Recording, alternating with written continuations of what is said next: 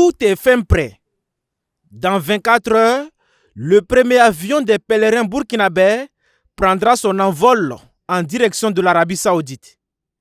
Cette année, le Comité national de suivi du pèlerinage à la Mecque veut mieux sécuriser les plus de 8000 fidèles musulmans inscrits pour le Hajj 2024.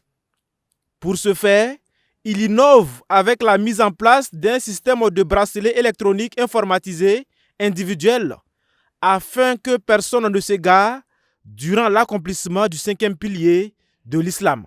On se retrouve à la Mecque, une ville d'environ 800 000 habitants, à moins de 5 jours, qui atteint 3 500 000 habitants, dont la plupart des habitants sont des étrangers.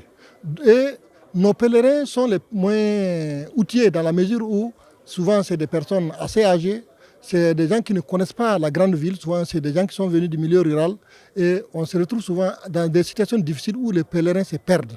Donc à travers cette solution digitale, on pourrait retrouver les pèlerins qui vont se perdre.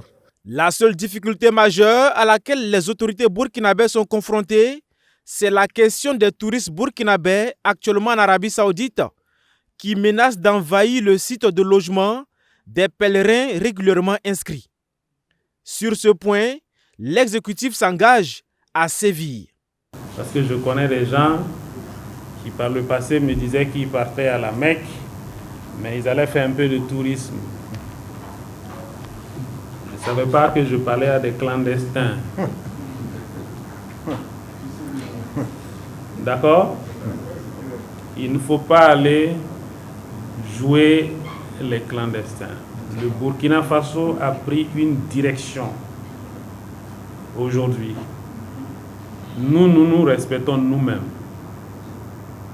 Alors, comme on le dit au marché, n'allez pas verser notre figure par terre à l'étranger. Au retour, ça ne serait pas bien. Mieux vaut rester là-bas.